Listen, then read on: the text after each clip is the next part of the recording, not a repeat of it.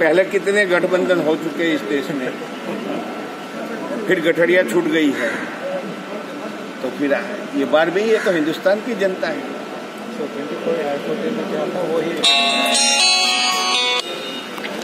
अब देखो जनता क्या करती है।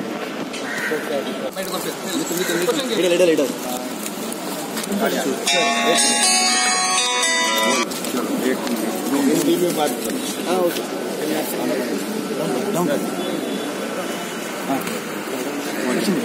उस टाइम का ये फोटो है, लेकिन क्या भगवान किसको क्या सद्बुद्धि देवे, कैसा गलत मैसेज नहीं देवे।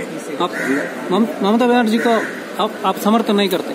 मैं कभी किया नहीं और करूंगा भी नहीं। मेरे लिए मेरा भाई महत्व है, परिवार के नाते तो करेंगे ही।